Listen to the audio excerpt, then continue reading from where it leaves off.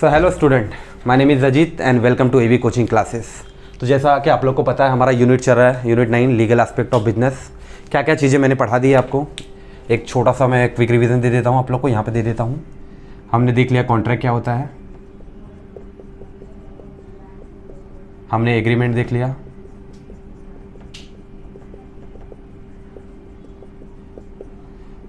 हमने प्रपोजल या फिर सिंपल वर्ड में बोलूँ तो ऑफ़र, ये चीज़ें हमने देख ली है। कॉन्ट्रैक्ट में मैंने आपको टाइप्स ऑफ कॉन्ट्रैक्ट भी करवा दिया था। कॉन्ट्रैक्ट एक्ट के तहत इसके अंदर क्या होना चाहिए, कॉन्ट्रैक्ट यानी agreement plus enforceable by law, तो उसे हम एग्रीमेंट कहेंगे।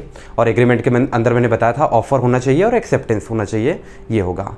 ऑफर जो होगा, ऑफर कंडीशनल हो सकता है। आप कुछ सामने वाले को जब आप कुछ प्रपोजल देते हो तो वो एक कंडीशन के साथ में आप दे सकते हो, तो वो कंडीशनल हो सकता है।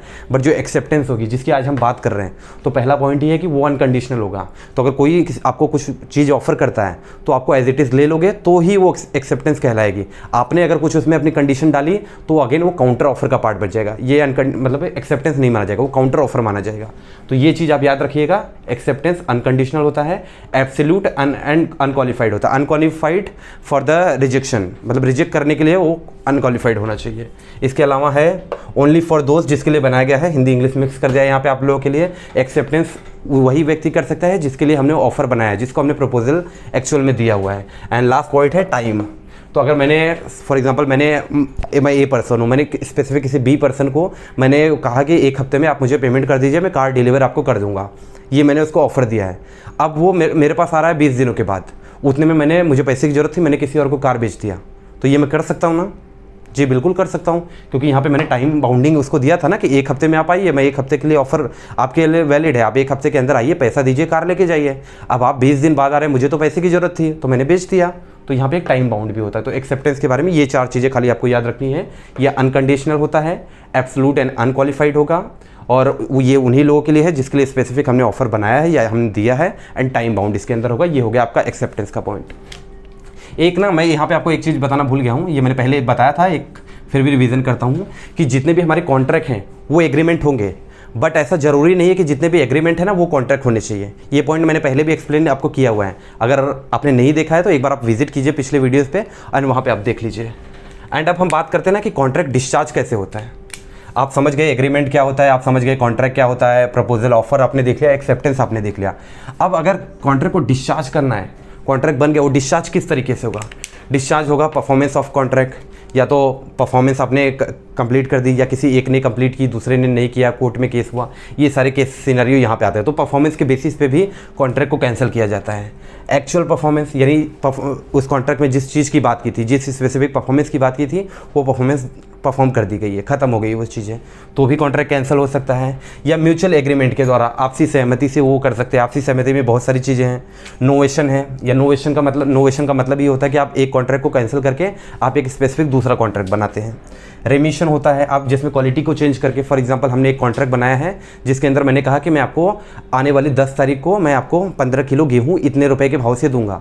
अब कल हमने आज कॉन्ट्रैक्ट बनाया है, कल हमने क्वांटिटी में इसके कुछ चेंजेस करने थे कि मुझे 15 किलो नहीं, मुझे 25 किलो चाहिए। तो रेमिशन बात करता है क्वांटिटी की। फिर अल्टरनेशन की बात करता है, अल्टरेशन बात करता है टाइम पीरियड के बारे में, अगर हमें कुछ चेंज करना हो। और रिसेशन की बात करें तो रिसेशन डायरेक्टली कैंसिल करने के लिए कहता है कि डायरेक्टली न्यू एग्रीमेंट बनाओ। अच्छा, अल्टरेशन का एक कीवर्ड है, इसमें आपको रिलैक्सेशन ऑफ टाइम मिलता है, रिलैक्सेशन ऑफ टाइम।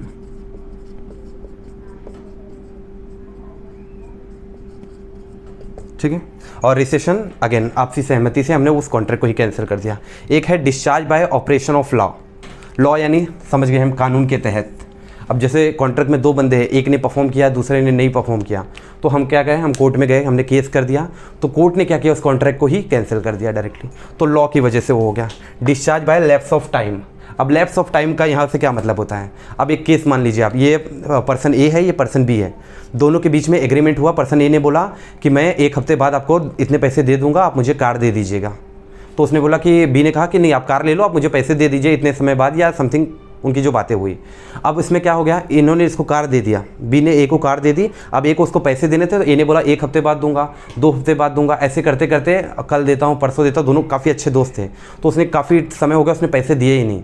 तो जब एक बहुत बड़े गैप के बाद जब बी जाएगा कोर्ट में केस करने के लिए कि हमारा ये कॉन्ट्रैक्ट हुआ था, इतने तारीख तक ये पैसा हमें दे देंगे, लेकिन ए ने हमें नहीं दिया, तो कोर्ट उस केस को एंटरटेन ही नहीं करेगा। क्यों नहीं करेगा? लैप्स ऑफ टाइम की वजह से, कि जब आपके पीरियड की बात हुई थी उस समय अगर उन्होंने आपको पैसा नहीं दिया, उससे 3-4 दिन 10 दिन के अंदर भी अगर पैसा नहीं है तो आपको कोर्ट में आ जाना चाहिए था, ज़्यादा समय आपको नहीं लेना था। तो ये चीज़ें आपको लैप्स ऑफ टाइम, ये चीज़ें देखनी है। तो डिस्चार्ज ऑफ कॉन्ट्रैक्ट आपने समझ लिया है, कॉन्ट्रैक्ट आपने समझ लिया, एग्रीमेंट आपने समझ लिया, सब कुछ कि कौन सा कंडीशनल है, कौन सा अनकंडीशनल है। टाइप्स मैंने आपको बताए हैं कॉन्ट्रैक्ट के टाइप्स में मैंने आपको वैलिड बताया था, वॉइड बताया था, वॉइडेबल बताया था, इलीगल बताया था, इम्प्लाइड बताया था मैंने आपको, और क्वाजी कॉन्ट्रैक्ट मैंने बताया था, और एक्सिक्यूटरी में मैंने आपको यूनिलेटरल भी बताया, बाईलेटरल भी बताया, और एक्सिक्यूटेड भी बताया। तो आई होप आधा चीज़ें हमने ना लीगल एस्पेक्ट ऑफ बिजनेस की आधी चीज़ें हमने कवर कर ली हैं। अब आगे जो हमारा अगला लेक्चर होगा उसमें मैं बात करूंगा सेल ऑफ गुड्स की, जिसके अंदर मैं गुड्स की डेफिनेशन आपको बताऊंगा कि एक्चुअल गुड्स क्या होते हैं, क्या कौन सी चीज़ें होती है जो गुड्स में इंक्लूड नहीं होती है। तो वो हम अगला चैप्टर स्टार्ट करेंगे। आई होप गाइस आप लोग को यहाँ तक चीज़ें समझ में आ गई होंगी। तो आज के लिए आप लोगों के लिए बस इतना ही है, रिविज़न कीजिए एंड मैं मिलता हूँ आपको नेक्स्ट लेक्चर में। Thank you guys.